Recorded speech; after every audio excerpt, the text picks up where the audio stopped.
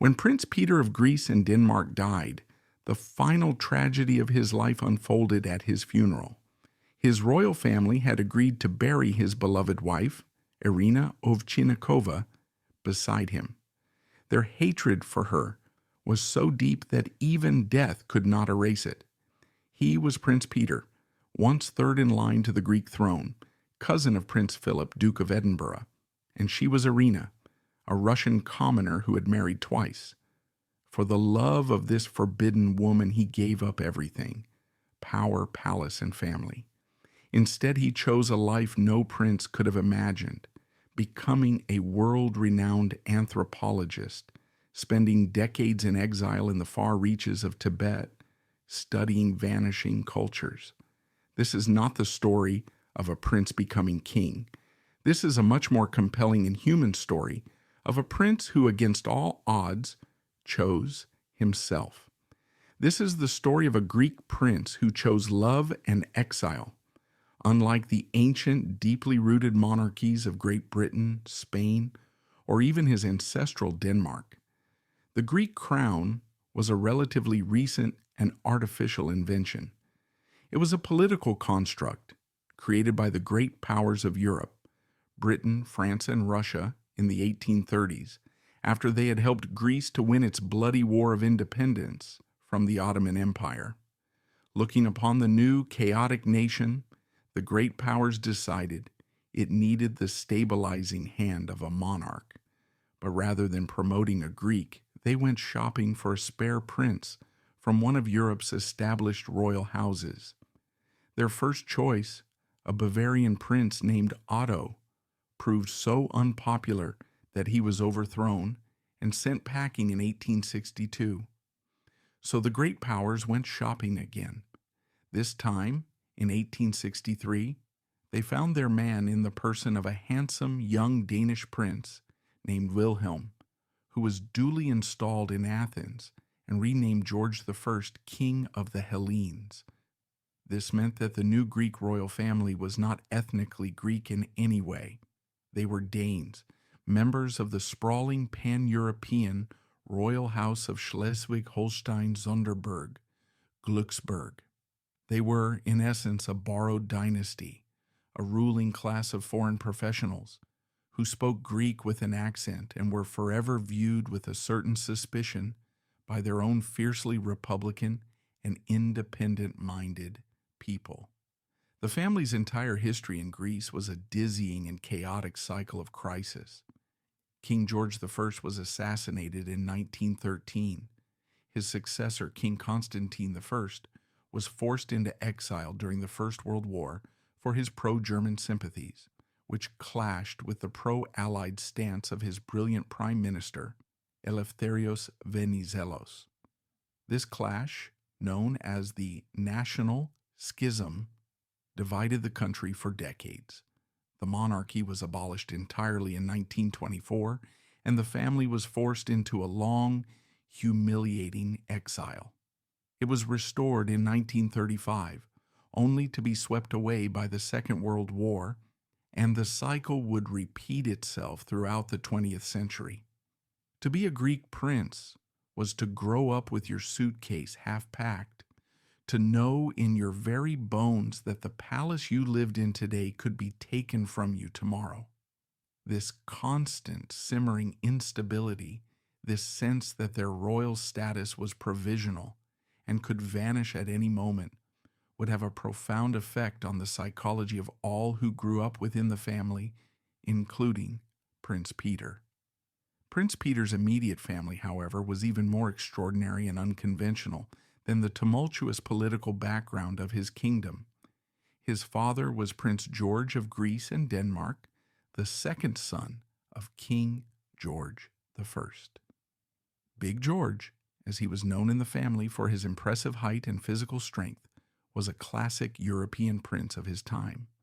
He had spent his life in the Danish and Greek navies, was a man of simple tastes, unshakable loyalty to his family, and deeply conventional thinking. For him, the world was a simple place of duty, honor, and tradition. His mother, Peter's mother, was his polar opposite. She was one of the most remarkable and convention-defying intellectual women of the 20th century. She was Princess Marie Bonaparte, known to her friends as Mimi. Her title came from her marriage to Prince George, but her blood, and more importantly, her almost limitless fortune, came from another, even more famous dynasty. She was the great-grandniece of the Emperor Napoleon Bonaparte. Her maternal grandfather, Francois Blanc, was a brilliant and ruthless businessman who had made a staggering fortune by developing the casinos of Monte Carlo. Marie was born into a world of almost unimaginable wealth, but her childhood was a deeply unhappy one.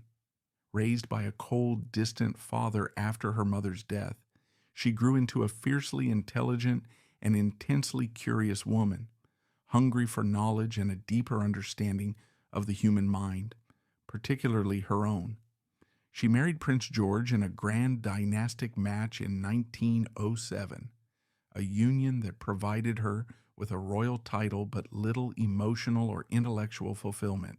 Searching for answers, she discovered the new and controversial science of psychoanalysis. In the 1920s, she traveled to Vienna and became a patient, a student, and eventually a close friend and confidant of the movement's founder, Sigmund Freud. She became a pioneering psychoanalyst in her own right, establishing the Paris Psychoanalytic Society and writing numerous, often scandalous books and articles on topics like female sexuality and the psychology of criminals. Her devotion to Freud was absolute. She used her vast fortune to fund the translation of his works and to support the psychoanalytic movement. Most famously, in 1938, after the Nazis annexed Austria, it was Marie Bonaparte who personally orchestrated Freud's rescue. In a daring and dangerous operation, she traveled to Vienna, used her royal status to confront the Nazi authorities, and paid a massive ransom to the Gestapo to secure the release of Freud and his family, saving the father of psychoanalysis from almost certain death in a concentration camp. Prince Peter of Greece and Denmark was born in 1908, the first child of this extraordinary and profoundly mismatched couple. He and his sister, Eugenie, grew up not in the formal courts of Athens or Copenhagen, but primarily in a grand Parisian mansion. He was raised in a world torn between two powerful opposing poles: the rigid, traditional, duty-bound world of his royal Greek and Danish father, a world of uniforms, protocol, and simple certainties, and the radical, intellectual, bohemian, and psychoanalytic world of his French Bonapartist mother, a world of books, complex theories, and the relentless probing analysis of the human soul. This clash of cultures, this war between duty and intellect, between convention and rebellion, would become the central defining conflict of his entire life. This childhood, spent caught between the rigid, traditional world of a royal father and the radical intellectual world of a psychoanalyst mother, forged a young man of deep complexity. As he grew into adulthood, Prince Peter would fulfill the duties expected of him, attending the right schools, serving in the military, but the relentless curiosity about the hidden workings of the human mind instilled in him by his mother would ultimately set his life's course. He would turn from the parade ground to the university, seeking in the new science of anthropology a way to understand the world, a path that would lead him to the bohemian circles of 1930s Paris, and to a fateful encounter with a woman who would force him to choose which of his two worlds was real. Prince Peter's formative years were spent almost entirely in a world far removed from the political chaos of Greece or the formal protocols of the Danish court.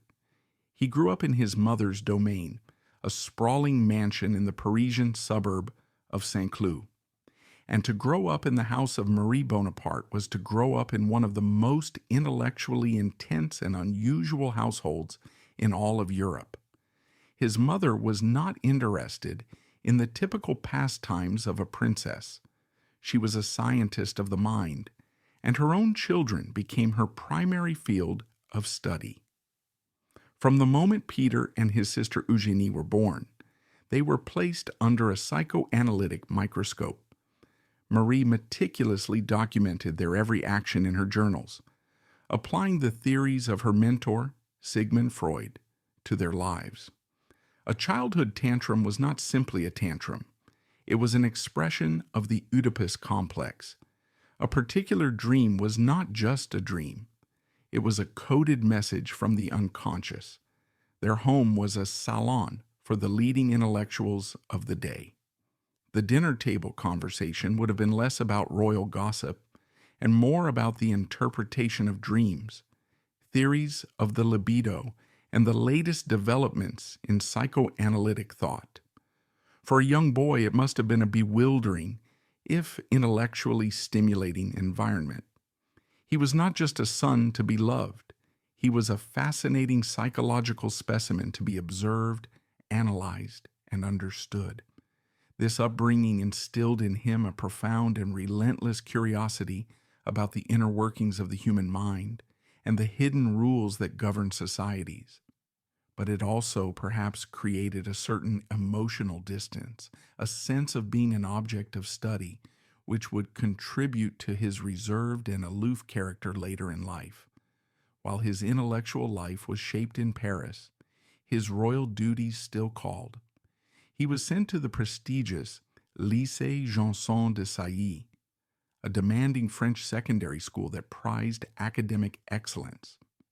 And to satisfy his father, he undertook his obligatory military training, serving as a junior officer in the Royal Danish Guard in Copenhagen. For a time, he dutifully straddled these two worlds, the intellectual and the military, just as his parents did.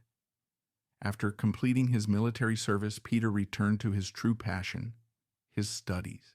He enrolled at the University of Paris, initially taking a degree in law and political science, but his mind, sharpened by years of his mother's influence, was searching for something more fundamental. He found it in the burgeoning and exciting new science of anthropology. Here was a discipline that sought to understand the vast diversity of human cultures, to uncover the deep structures of kinship, ritual, and belief that governed societies all over the world. It was, in a way, a grander, societal level version of the psychoanalysis he had grown up with. He knew that to be taken seriously as a scholar, he needed to study with the best. So, in the mid-1930s, he moved to London to pursue postgraduate studies at the London School of Economics, or LSE. The LSE at that time was the global epicenter of a revolution in anthropology, led by two towering figures, Charles Seligman, a renowned ethnographer, and, most importantly, the brilliant, charismatic, and controversial Polish anthropologist Bronisław Malinowski. Malinowski was a force of nature who was single-handedly inventing modern anthropology. He rejected the old armchair method of studying cultures from books in a dusty library. He championed a radical new approach, long-term immersive fieldwork. The anthropologist, Malinowski argued, must live among the people they are studying for months or even years, learning their language, participating in their daily lives, and observing their culture from the inside. It was this principle of participant observation that would become the guiding star of Prince Peter's entire academic life. He had found his calling, and he was now determined to become not just a prince who read about anthropology, but an anthropologist who would go out into the world and practice it. It was back in the intellectual and artistic hothouse of 1930s Paris, however, that his academic ambitions would become entangled with a love that would change the course of his life. The Paris that Prince Peter knew was not just the capital of France, it was also, in many ways, the capital of a Russia that no longer existed. After the Bolshevik Revolution of 1917, hundreds of thousands of white Russians, aristocrats, army officers, artists, and intellectuals who had lost everything had flooded into Paris. They had transformed the city, creating a vibrant, tragic, and glamorous subculture known as Paris Russe. This was a world of exiled Grand Dukes who now worked as doormen, of countesses who became seamstresses for Coco Chanel, and of brilliant artists like Marc Chagall and Igor Stravinsky, who were revolutionizing Western culture. It was a world of glittering charity balls to raise money for destitute compatriots, of hushed conversations in Russian-owned cafes, and of a profound shared nostalgia for the snow-covered landscapes of their lost homeland. It was a community of survivors, people who had lost their entire world, but who carried themselves with a fierce, unbreakable pride. And it was from this world that the woman who would define Prince Peter's life emerged. Her name was Irina Alexandrovna Ovtchinnikova. She was the daughter of a wealthy Russian industrialist from St. Petersburg who had escaped the revolution. She was a product of this world of exiled glamour and hardship. When she met Prince Peter, she was in her mid-30s, several years older than the young prince, who was still in his 20s. In the eyes of the royal houses of Europe, she was a cocktail of everything that was forbidden. First, she was a commoner. Second, she was a divorcee, and not just once, but twice. Her first marriage to a Russian nobleman had ended in divorce. Her second, to another Russian émigré, had also failed. In the rigid, unforgiving moral code of pre-war royalty, a twice-divorced commoner was not just unsuitable, she was scandalous. A figure from a racy novel, not a potential princess. She was seen as an adventuress, a sophisticated woman of the world who was surely preying on the affections of a wealthy and naive young prince. But Peter, the quiet scholar, saw something else entirely. In Irina, he didn't see a scandal. He saw a partner. He saw a woman of immense intelligence, culture, and resilience. She was a survivor, just like so many in her community. She was his intellectual equal, a woman with whom he could discuss art, literature, and the complexities of life. And crucially, as a fellow exile, she from her country, he from the intellectual confinement of his royal role, they shared a profound sense of being outsiders. He was utterly, completely, and irrevocably captivated. A passionate and all-consuming love affair began. It was a relationship that had to be hidden from his family, a secret kept from the prying eyes of the royal world. Peter had found, for the first time in his life, a woman who understood both sides of his divided self, the serious scholar and the prince who yearned for a life of meaning beyond the confines of a palace. For Peter, Irina was a breath of fresh air, a connection to a real, complex, and emotionally authentic world. But such a profound love could not remain a secret forever. Eventually, he brought Irina to meet his family. The reaction was exactly what he had feared. His father, Prince George, was appalled and intransigent. He was a man of the old school, and in his simple, rigid worldview, a woman like Irina was a disgrace. He saw her as a predator who would bring ruin and dishonor to the family name.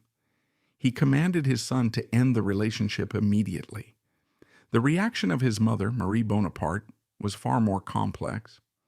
As a psychoanalyst and an unconventional woman who had defied many of the norms of her class, she was not shocked by the affair. She met Irina and was charmed by her intelligence and sophistication. She could see that her son, who had always been so reserved and serious, was genuinely happy, perhaps for the first time in his life. But even Marie, the great rebel, understood the realities of their position. A public marriage was impossible. She urged her son to be discreet, to continue his affair, to perhaps keep Irina as his lifelong companion and mistress. a solution that was common and quietly accepted in aristocratic circles. But for Prince Peter, this was no longer enough. He didn't want a secret lover. He wanted a wife. He had found his life's partner, and he refused to hide her in the shadows. The battle lines were being drawn. On one side stood the full, unbending weight of the European royal establishment, embodied by his father and his cousin, the King of Greece. On the other, a quiet, scholarly prince and the divorced Russian commoner he loved. He was now faced with the most momentous choice of his life: to bow to duty and give her up, or to defy his family and his destiny, and in doing so to choose a future he could not possibly have imagined. With the battle lines now clearly drawn, Prince Peter faced an ultimatum from his family: the forbidden love of Irina Ovtchinnikova, or his birthright as a prince of Greece and Denmark. Pressured from all sides, he responded not with surrender, but with a characteristically unconventional move. He would escape. The great anthropological expedition to Asia he had been planning would become more than a scientific quest. It would be a strategic retreat, a chance to test his love in the crucible of a long and arduous journey, and an act of defiance that would ultimately lead him to make his final, irrevocable choice far from the prying eyes of Europe. The battle lines had been drawn. Back in Europe, Prince Peter was trapped in an impossible position. His father, Prince George, refused to even meet with Irina. His cousin, the king, had issued a stern ultimatum: end the relationship or face exile. His mother, Marie Bonaparte, while sympathetic, urged a solution of discreet compromise that Peter found unacceptable. The pressure from his family was immense, a relentless campaign to force him back into the gilded cage of dynastic duty. His response was as unconventional as the rest of his life. Instead of staying in Europe to fight a losing battle, he decided to escape. He would use the conflict as a catalyst. In 1937, he announced his intention to embark on his first major anthropological expedition to Asia, a journey that would last for over 2 years. It was, on the surface, a purely scientific endeavor, the culmination of his studies at the LSE, a chance to finally practice the immersive fieldwork championed by his mentor Malinowski. But it was also, without a doubt, a strategic retreat and a profound act of defiance. The expedition allowed him to physically remove himself from the suffocating atmosphere of his family's disapproval. And, in the most radical move of all, he declared that his research partner and expedition companion would be none other than Irina Ovtchinnikova. Far from the prying eyes of the European courts in the remote valleys of the Himalayas, they could finally live together openly, not as a scandalous couple, but as a professional team. The journey would be a crucial test of his academic theories, of their endurance, and, above all, of their love. Their journey was an epic in itself, a grand tour of a world on the brink of change. They traveled overland through Mussolini's Italy, then through Greece, where Peter had a final tense meeting with his family. From there, they journeyed through Turkey, Syria, Palestine, and Iraq, before crossing the stark, beautiful landscapes of Persia, now Iran. They traversed the Khyber Pass into British India, a world of staggering contrasts, from the last vestiges of the British Raj's colonial splendor to the deep ancient spiritual traditions of the subcontinent. But their ultimate destination was the high frontier, the remote and sparsely populated regions of the western Himalayas. They made their base in Kashmir, and from there launched a series of expeditions into the mountainous regions of Ladakh, often called Little Tibet, and the neighboring valleys of Lahul and Spiti. This was the world that had captivated Peter's scholarly imagination. It was a region where Tibetan Buddhist culture had flourished for centuries, largely untouched by the outside world. Here, Peter the Prince vanished, and Peter, the anthropologist, came to life. He was a dedicated and meticulous field worker. He spent months living in remote villages, learning the local dialects and patiently earning the trust of the people he had come to study. With Irina as his constant partner, managing the complex logistics of the expedition, taking ethnographic photographs and assisting with interviews, he began to document every aspect of their lives. He studied their religious rituals, a fascinating blend of Buddhism and ancient shamanistic folk beliefs. He recorded their songs and their histories. His primary focus, and the subject that would become his life's great academic work, was the study of kinship systems, particularly the rare and fascinating practice of fraternal polyandry. This was a social structure where one woman would marry a group of brothers simultaneously. To a European aristocrat raised in a world of strict monogamy and primogeniture, this was a completely alien concept, and he was determined to understand it. He conducted dozens of interviews, painstakingly mapping out complex family trees and social obligations. He sought to understand the practice not as some exotic curiosity, but from the inside to grasp its social and economic logic. He learned that it was a pragmatic adaptation to a harsh environment where land was scarce, a way to keep family property intact and prevent the division of small, precious farms. His work was pioneering, a classic example of the new immersive anthropology he had learned in London. He had found his purpose, a world of intellectual discovery that was infinitely more fulfilling than the empty ceremonies of court life. And he had found it with Irina by his side. Their shared experience in the immense purifying landscapes of the Himalayas had forged their bond into something unbreakable. They were still in Asia when the news reached them, like a distant thunderclap, in September of 1939. The world they had left behind had finally gone up in flames. Germany had invaded Poland, and Britain and France had declared war. The continent was once again descending into a cataclysm. This global crisis brought their own personal crisis to a head. The future was terrifyingly uncertain. In a world at war, the old rules and the disapproval of distant royal families seemed increasingly irrelevant. After 2 years of living and working together, of facing hardships and sharing discoveries, their commitment to each other was absolute. They decided they would wait no longer.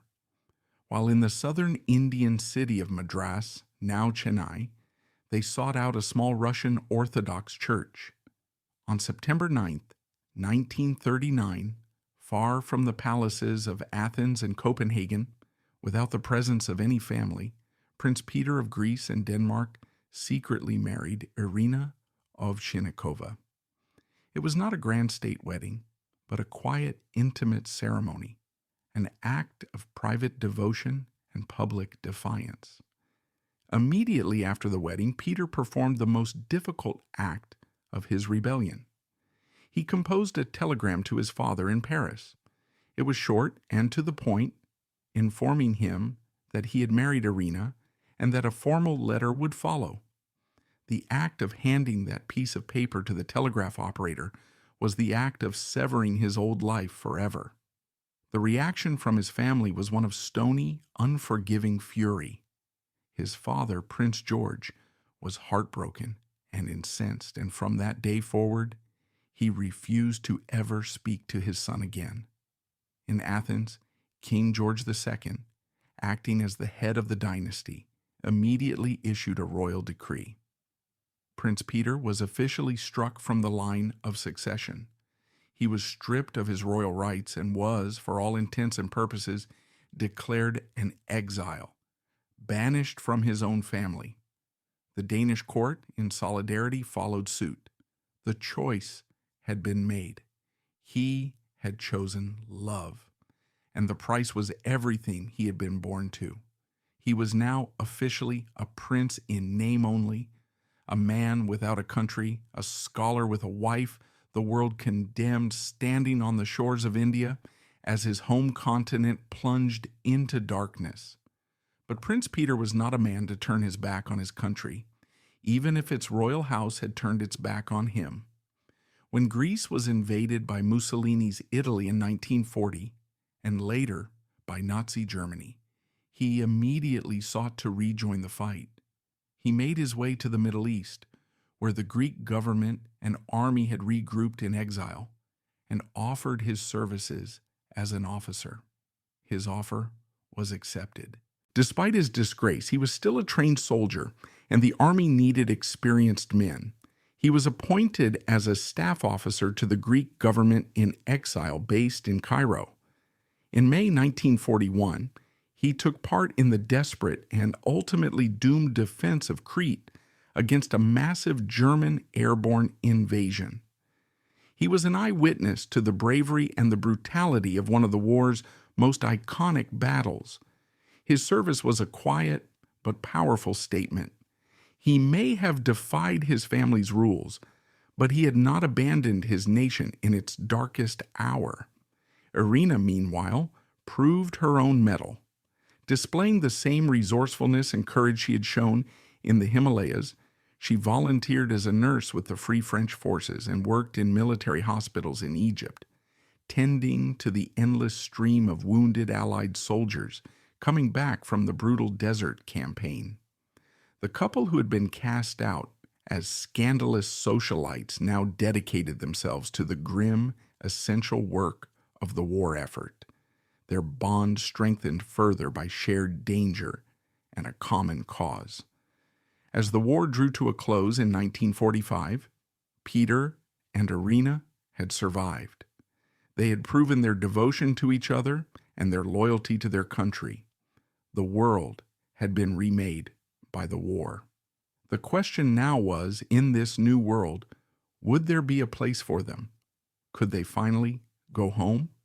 Having served their country in its time of need, Prince Peter and Irina emerged from the Second World War with their bond strengthened and their loyalty proven.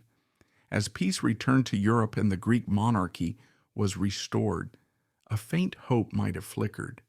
Perhaps their sacrifice had earned them forgiveness, a way to finally come home. But this hope was quickly extinguished. The war had changed the map of the world, but it had not changed the unforgiving hearts of the royal family. Faced with a door to Greece that was now permanently barred, the couple was forced to turn their exile into a new life, embarking on the most defining and extraordinary chapter of their story in the remote Himalayan town of Kalimpong. The end of the Second World War in 1945 brought a semblance of peace to a shattered Europe. For Prince Peter and his wife Irina, it should have been a moment of hope, a chance to finally end their exile and return home. But the Greece they had fought for was once again tearing itself apart. The war against the Axis was immediately followed by a brutal and bloody civil war, a conflict between the royalist government forces, backed by Britain and the United States, and communist-led partisans. In 1946, a national plebiscite was held, and the Greek people, fearing a communist takeover more than they disliked their foreign dynasty, voted to restore the monarchy. King George II returned to the throne, but the door remained firmly and permanently shut to his cousin Peter. The family's opposition to his marriage had not softened with time. If anything, it had hardened into a cold, implacable wall of silence. When King George died in 1947, he was succeeded by his brother, Paul. Paul's wife, the new and formidable Queen Frederica, a German princess and granddaughter of Kaiser Wilhelm II, was a staunch traditionalist with an iron will. She reportedly held a particular animosity for Peter and his Russian wife, viewing them as a source of disgrace to the crown. It was clear to Peter and Irina that there was no place for them in the royal courts of Europe. They were, and would remain pariahs. So instead of turning back towards a past that had rejected them, they turned their faces once again to the east. They would not fight for a place in a world that did not want them. They would create a world of their own. Financed by the still vast fortune of Peter's mother, Marie Bonaparte, they embarked on the second great act of their lives, returning to the Indian subcontinent to fully dedicate themselves to the anthropological work that had become their shared passion. They established their new home in a place that was, at that time, one of the most fascinating and exotic crossroads on Earth, a small market town in the foothills of the Himalayas called Kalimpong. Perched on a ridge in West Bengal, Kalimpong was the gateway to Tibet. It was the terminus of the great wool trade route that snaked through the high passes from Lhasa, and its bazaar was a vibrant, chaotic melting pot of peoples.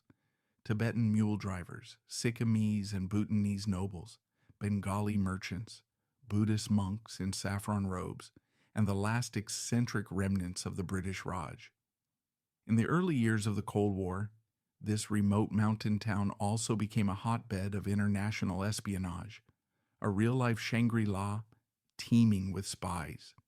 It was a listening post, a Casablanca of the Himalayas, where agents from Britain's MI6, America's newly formed CIA, and both nationalist and communist China watched each other and kept a close eye on the momentous, secretive events unfolding across the border in Tibet. It was into this heady, adventurous mix of trade, spirituality, and intrigue that the exiled Greek prince and his Russian wife made their home. They acquired a large house which they named the Crooked Chimneys, and it soon became a celebrated salon, a gathering place for visiting scholars, diplomats, adventurers, mystics, and a stream of high-ranking Tibetan aristocrats and lamas who traveled down from Lhasa. Here, thousands of miles from the stuffy protocol-bound courts that had rejected them, Peter and Irina created their own kingdom in exile, a court built not on bloodlines but on intellect, curiosity, and a shared love for the vibrant culture of the Himalayas. From this base, Prince Peter began the most important work of his life.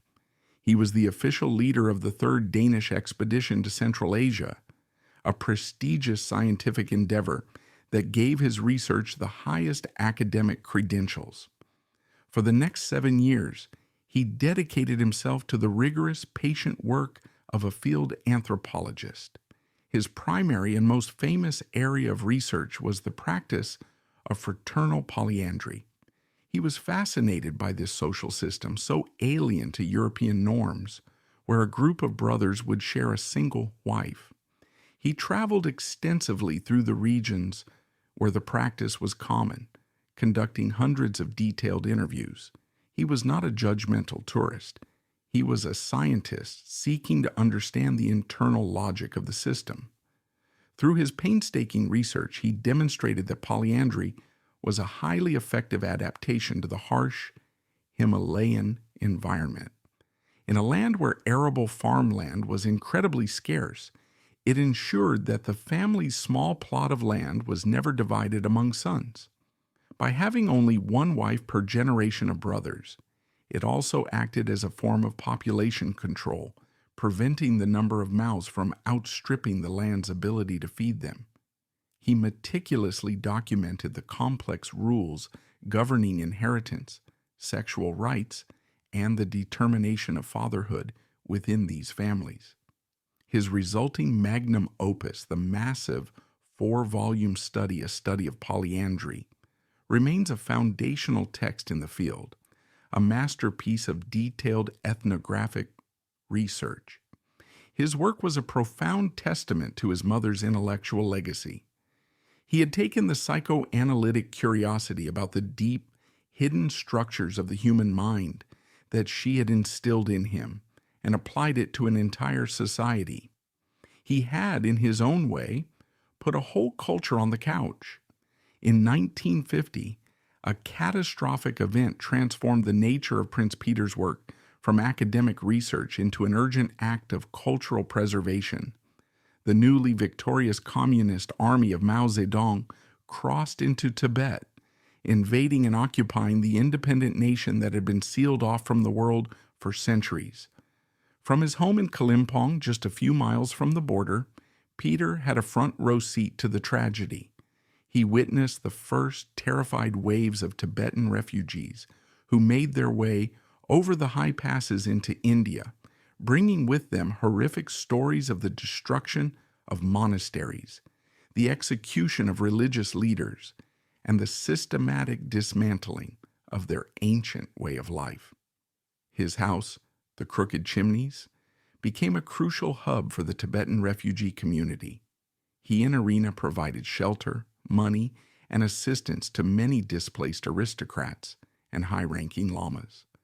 But Peter the scientist also recognized the terrible, unique opportunity this presented.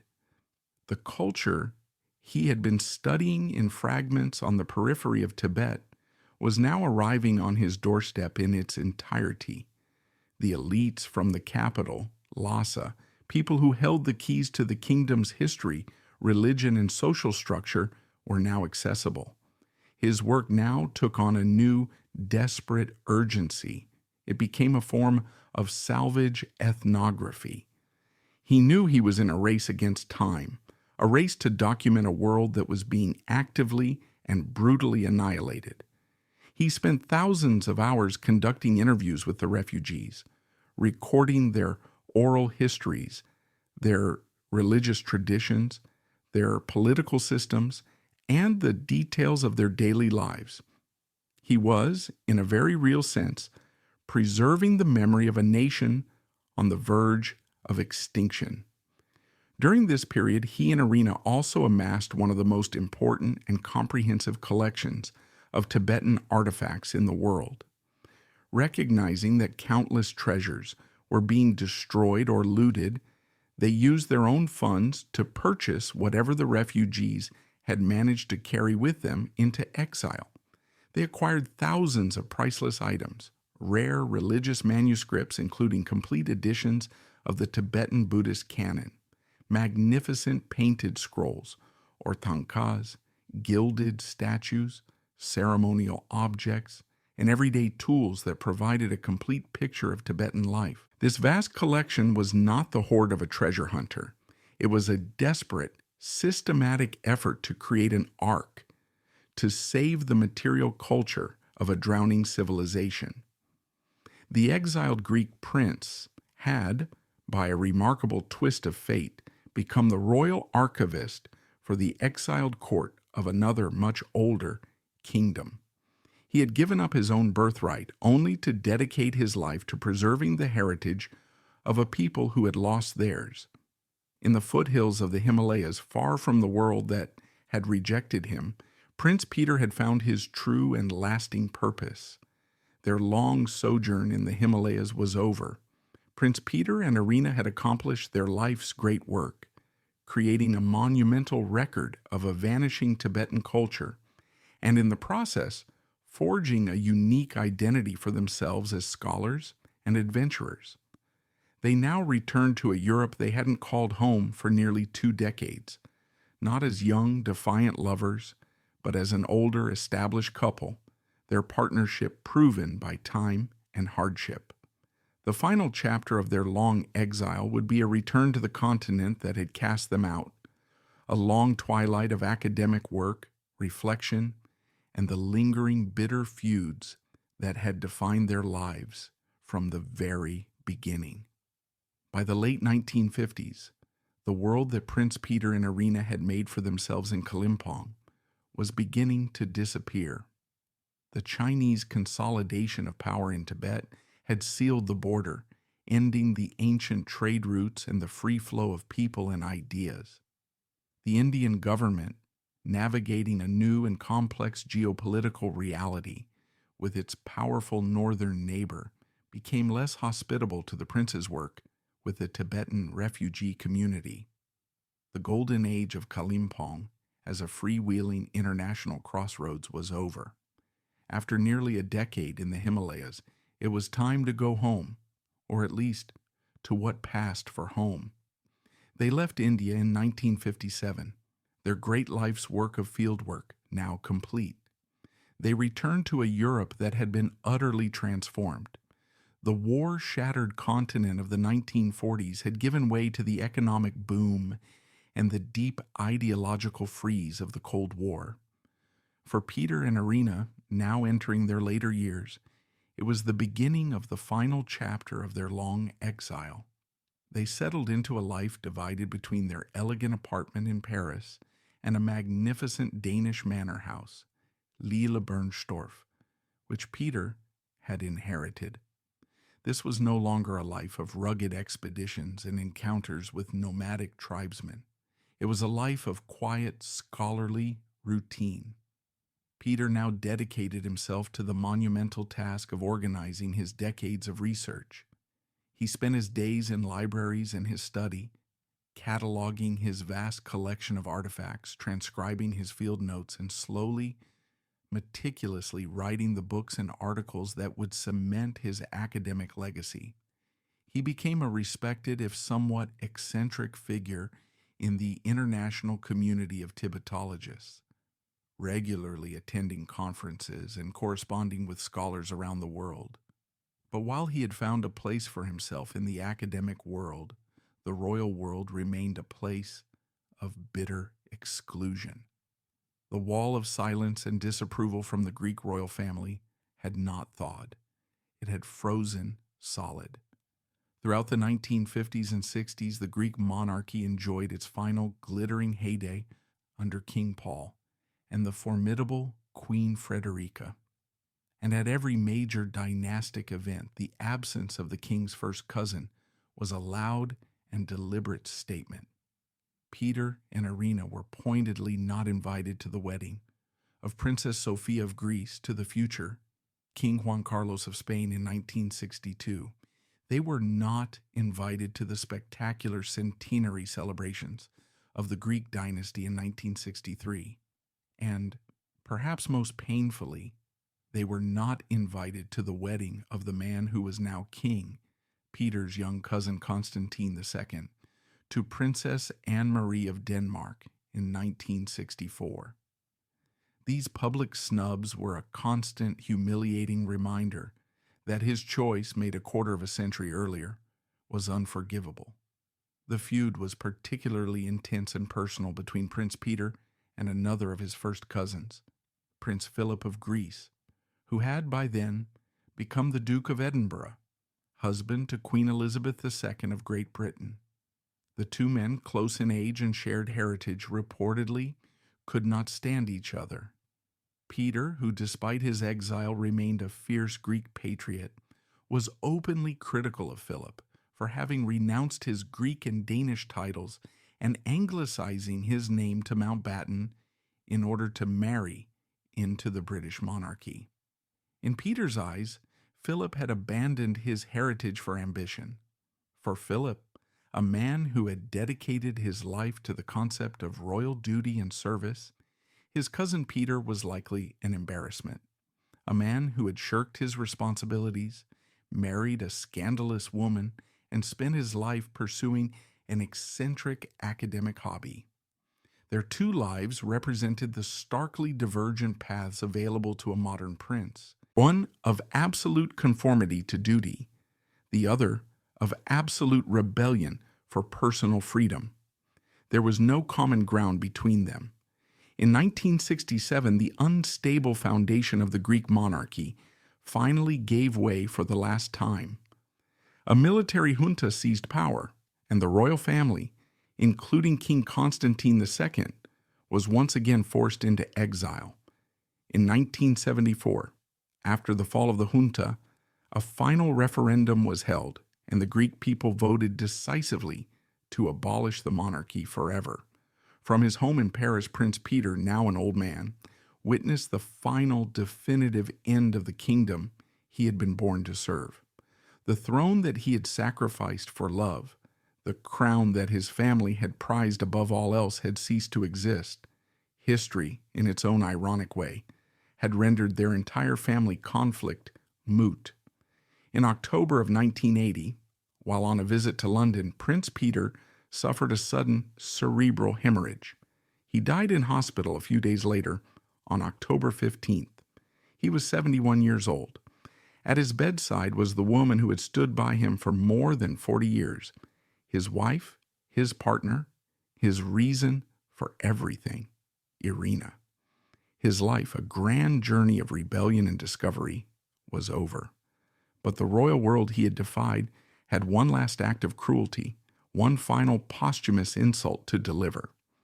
In his will, Prince Peter had specified his final wish to be buried with his ancestors in the royal cemetery at Tatoi Palace, the traditional resting place of the Greek kings and princes. After his death, Irina dutifully contacted the head of the now deposed royal house, the exiled King Constantine II, to make the arrangements. The king's response was a final devastating act of vengeance. He decreed that his cousin Peter could indeed be buried at Tatoi, but he made the permission conditional on one brutal, non-negotiable term. Irina, his wife of 40 years, the woman for whom Peter had sacrificed his entire royal life, would never, under any circumstances, be permitted to be buried beside him. The family would enforce in death the separation they had failed to impose in life. For Irina, it was the ultimate heartbreak. She refused to accept a solution that would part them for eternity. For nearly a year, she had her husband's body temporarily interred in a chapel at his Danish palace, while she tried futilely to negotiate with the king. But the family was implacable. In the end, defeated, she was forced to have her husband's body brought to Greece to be buried alone among the relatives who had scorned him. Irina Ovtchinnikova lived for another 10 years, a widow in a world that had never truly accepted her. She died in Paris in 1990 and was buried according to her own wishes in the Russian Orthodox cemetery in Copenhagen, in the land of her husband's ancestors, but hundreds of miles away from his grave. The couple who had been inseparable in a lifetime of shared exile now lie for eternity in two different countries, a final poignant testament to the unforgiving nature of the world they had dared to defy. So how should history judge the life of Prince Peter of Greece and Denmark? Was his story, in the end, a tragedy? There is a strong case to be made. He was a man who lost his birthright, his homeland, and the affection of his entire family. He was forced to live a life of permanent exile, a perpetual outsider, and was subjected to a final cruel humiliation even in death. From this perspective, his life is a sad tale of loss, a story of what might have been had he only made a more conventional choice. And yet, it is just as easy to argue that his life was a profound and inspiring triumph. Was the life he gave up truly so valuable? The precarious Greek throne, a crown on a foundation of quicksand, was abolished in his lifetime anyway. Had he abandoned Irina and done his duty, he would likely have lived a life of empty ceremony in a court he found intellectually stifling, only to end up in exile in the end, regardless. Instead, he chose a different path. He chose a life of intellectual freedom and genuine adventure. He made a real, tangible, and lasting contribution to human knowledge, preserving the memory of a culture on the verge of extinction. And he experienced a great, enduring love story, a partnership of 40 years that withstood every imaginable pressure. He may have lost a crown, but he gained a world of purpose, discovery, and devotion. Which life truly was the richer?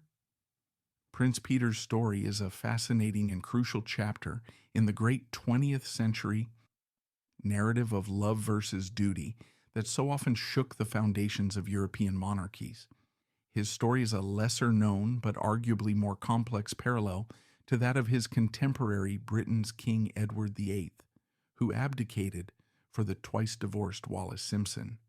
But unlike Edward, who spent the rest of his days in a gilded but aimless social exile, Peter completely reinvented himself.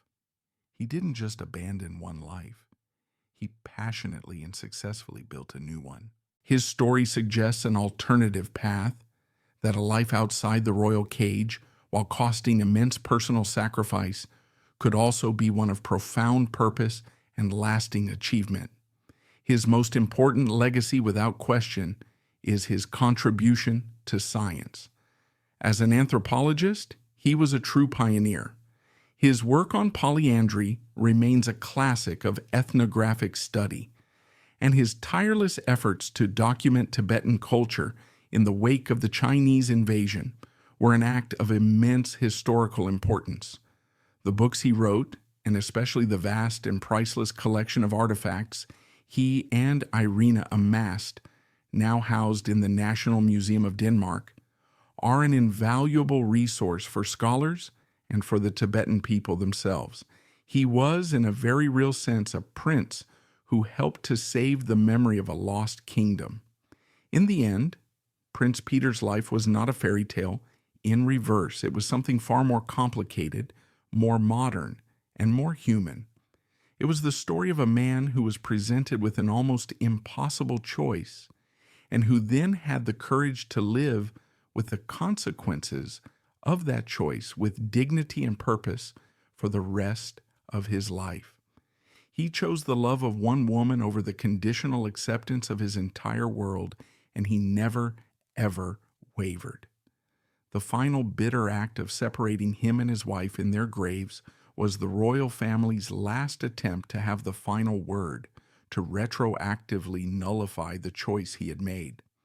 But it is a futile, meaningless gesture. The story of Prince Peter is not the story of his royal bloodline or of the throne he never had. It is the story of his life with Irina. He may have been born a prince of Greece and Denmark, but he chose to live his life as something else entirely. A scholar, an adventurer, a devoted husband, and in a way the last uncrowned king and chronicler of a lost Tibetan world.